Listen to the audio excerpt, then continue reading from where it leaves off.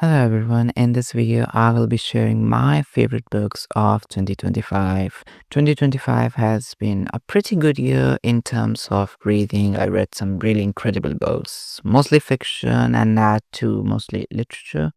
So yeah, without further waiting, let's start. Starting with War and Peace by Leo Tolstoy. Now I know this is such an incredible Russian epic which needs no introduction. This has such an absolute reputation, and I think it absolutely deserves it. It is such a magnificent classic. Leo Tolstoy was really onto something when he was writing it, and it has a reputation for being too long, which it does. Depending on the edition you have, it can be almost like 1500 pages. This edition is somewhere around like 1000 or 900 pages, but the font is quite small, so that's that. And I think a lot of people are scared away from this book because they think that it is too difficult for them. And I'm going to assure you that this is one of the most incredible books you can read in your lifetime. And it is not really difficult to read. There are some things that are quite difficult, like there are a lot of characters in it, and tracking them is quite difficult, but you do not really need to track every single character. As you read, you start to be unfamiliar with them, and then it is not really that difficult. Also, this is a big book with big ideas, and of course, also is discussing a lot of things like what is history, what drives people to do the things they do, and there are a lot of things. There's talk about history, philosophy, and there's a lot of things. And I think if you are going to read it, I think you should not be scared about it. Of course, you really need a good translation of it. My translation was the mod translation, and apparently it was approved by Tolstoy. So I think this is a good translation. There are also multiple good translations, so I will recommend that you will research about it before reading it. But overall, I think this is such an incredible book and you should probably read it. For the next, we have The Odyssey by Homer. Now, I'm going to be honest, I tried reading Iliad and it wasn't for me. I'm not saying that that book wasn't good. It was incredible, but it was a little too violent for me. So I will be reading it in future when I'm ready, but this book is quite different. It covers Odysseus' journey back to his home from Troy, and he is stuck on an island because a goddess doesn't want to send him home. And it's about his journey back. He tackles a lot of problems here, and there's a lot of things going on. My translation is by Emily Wilson, and I will recommend this translation because it is a modern translation which is much easier to read, and I think it is more academically acclaimed translation. So I will recommend this translation. Of course, this book is like more than 2000 years old. So there are things that you may not be familiar with, but it is not a boring read, of course. It's a really incredible read. I finished this book in like less than a week. So I think you're gonna enjoy it. Do not get scared away from the length. It's a really incredible book and I highly recommend it. Now moving on, we have another classic, but this time a little modern classic. This is Never Lets Me Go by Kazuo Ishiguro. Now, this book is my first Ishiguro book, and I'm not disappointed. This was such an incredible read. I had such a pleasant time reading it, and it's quite short too, so I don't think you will have trouble reading it. Also, the writing is incredibly beautiful. It's quite sad, actually. It's a little bit darker. The themes in it are quite heavy. There are talks about biopolitics and like science and its ethics on humanity, and it is quite a deep book. I think there's also a really good movie adaptation. I'll recommend watching it after you read this book because I don't think you should spoil it before reading it. So yeah, it won't take you much longer. It's just quite fast paced, so you won't get bored. So there's that. So in 2024, I read Wuthering Heights by Emily Bronte, and I think it's an incredible book, but it is not an enjoyable read. It was pretty uncomfortable actually, because it's like so intense. There's like so much happening all the time, and people are like being nasty to each other. So I was not sure that I will be reading any Bronte books in future, but I have read quite good reviews about Jane Eyre, so I decided to pick this last year. And I will say that this is incredible because it was much more enjoyable and it's a little bit less intense than Emily Bronte. I don't know what was happening in Emily Bronte's mind, but I'm not quite sure. So, this book follows Jane as she navigates her quite a difficult life in various circumstances. In the starting, she's with her not so good relations, and then she goes to a school where she's not treated quite good, and then she becomes a governess at Mr. Rochester's. From then on, there's a sort of a love story between her and Mr. Rochester, but nobody's quite sure and they don't really talk about it much. You know, Mr. Rochester is definitely in love with her, but he does not make it quite apparent. Jane, too, is not quite sure about her feelings, and then this leads to a bit of a confusion. Then I'm not going to spoil it, but it's quite an incredible coming age of story. You see her character develop in this powerful and self-reliant character because she makes it apparent that she is not going to be dictated by anyone. So yeah, it's quite an incredible book for its time, and I think you should definitely read it. Especially, I think it would be a really nice book to read in your teenage years because it's like a nice coming age of the story. So yeah, definitely read this book. It's not too long and it's not really that difficult to read. So, yeah, I'll recommend this. Moving on, we have Germinal by Emily Zola. I'm not sure how it's pronounced, but that's what it is. Now, this book is a lot. It is an intense book. It tells the story of mine workers in 19th century France, and it tells about the grim reality they are in, the poor working conditions and the hardships they have to endure every day. We have our main protagonist, Athene. Who is this like young character who is sort of timid and starting, but he has this really incredible change and he becomes quite important in this book. And yeah, it's a really intense book and it is quite violent. There are a lot of dark themes in it, and of course, there's death and hunger and starvation in this book. And I will say though that the characters in it are as not deep as you might expect from like writers like Proust or some other writer. It is sort of like a melodrama actually. There's a lot of sensation happenings, and it's part of actually a 20 novel series. It's like the 13th in that series. I also read another book from that series, which was Le Best Humaine, which is like 17th book in this series, and it is quite similar in some ways because like the main protagonists in these two books are brothers.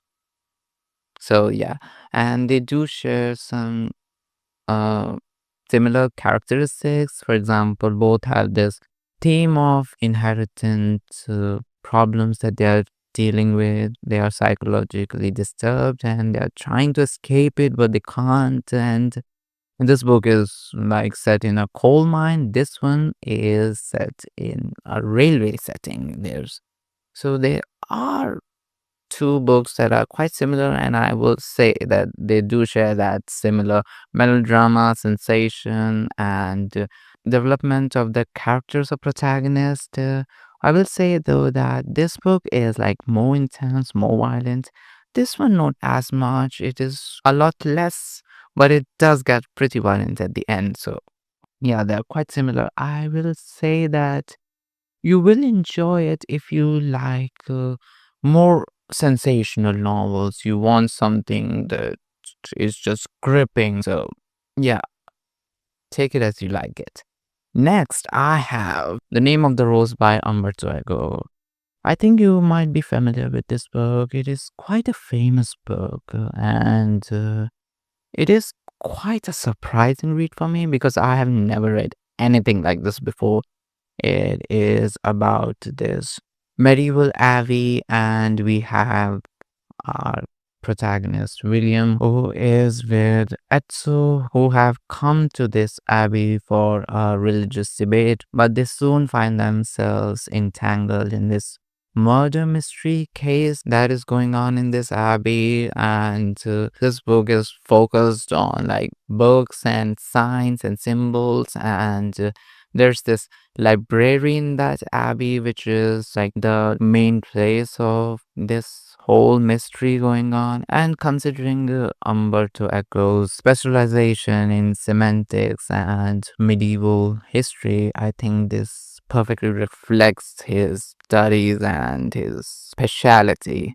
It's an incredible book. It does get pretty confusing at start. It's not an easy read, I per se, but it is still a really nice and gripping novel. I think you're probably going to enjoy it if you like those detective murder mysteries. I will say that it does feel quite dark academic if I'm being a little stupid, because Umberto Eco is not something you will find in dark academia circles, but it has everything that dark academia aesthetic wants. It has murder, it has books, it has like talks about literature, philosophy, and lots of different things. It does get quite fast paced at the end, so yeah, it is a really good book.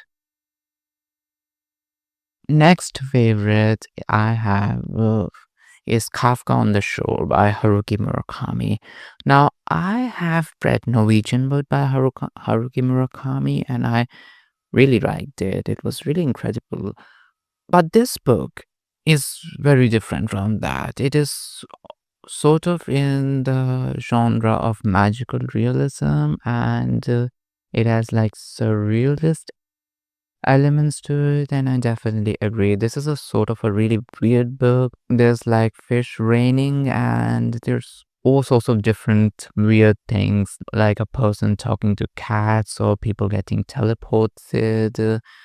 And it's a really strange book, if I can describe it. I don't really have words for it, and it's sort of metaphysical in some sense, if I'm right. And we have two different characters that we are following. We have a 15-year-old boy named Kafka who is a runaway from his home, and he's trying to escape his past. And then there's other middle-aged guy who Nakata, who lost his ability to read and write because of an accident, but he gains a strange power to talk to cats, and their plot line starts to mingle with each other at the end, and it's pretty strange. There's all sorts of weird things happening in this book, and there's various sort of uncomfortable things that Murakami discussed here. For example, there's Oedipus complex going on in this book, which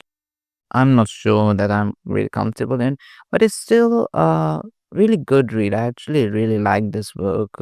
This may seem like a long book, but I don't think that it will take you long. Yes, it is a little slow paced for, but it still has that Murakami writing, how he describes nature, and of course he goes on into telling about various music and books, and Kafka too actually finds himself working in a library.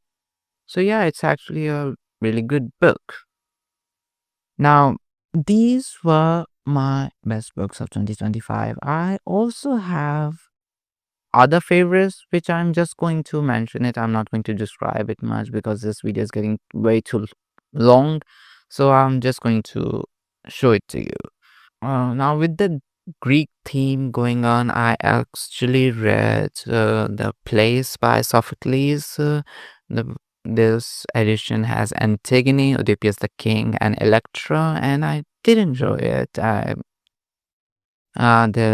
really good. I will recommend it. It does not take long. You can read this whole book in like 3 days or so, and they're good. I also read North and South by Elizabeth Gaskell. By Elizabeth Gaskell. Gaskell. By Elizabeth Gaskell. I'm not sure about the pronunciation, so I apologize for that. But it is sort of like industrial Pride and Prejudice because the themes and the love story is kind of similar to Pride and Prejudice, but it is set in an industrial background and the themes are in it's quite dark and there's a lot of death going on in here. So yeah, if you enjoyed Pride and Prejudice and you're looking for something similar to it, but you're comfortable with a little darker themes, then I think I'd recommend this book. It's really nice read actually. I'm looking to read more from this author. I also read The Awakening. It was a nice read. This edition has also other stories from it, and I will be reading it. Yeah, I will recommend it. It's quite short, uh, probably like 100 pages, and you can read it in a day. It was a nice read. I also finished David Copperfield by Charles Dickens. I read Charles Dickens every year. He is one of my favorite writers of all time, and I'm quite happy to say that I did enjoy this book too. This was sort of an autobiographical novel, and this was also his favorite novel. So, yeah, I totally get the hype around it. It's a nice, comfy read, you know. The start of this book is a little dark, but it does have a rather satisfying ending. So, yeah, I will recommend it, but it's just too long, so be prepared for that. And lastly, I read White Nights by Dostoevsky, and it is about a lonely and a shy guy who is sort of like isolated and he doesn't really talk to anyone, and he finds a girl almost in a similar situation. And the ending is sort of how most Dostoevsky's books end. So, yeah, it's quite depressing actually. But that's for all. That's all the favorite books I read in 2025. I hope you enjoyed this review. I know, like, I tend to ramble a bit, but I'm trying to get better. I hope that you might have enjoyed this review and maybe have decided to add some of these. I'm also looking forward to hearing about what were your favorite books in 2025. So please share it. And yeah, that's all.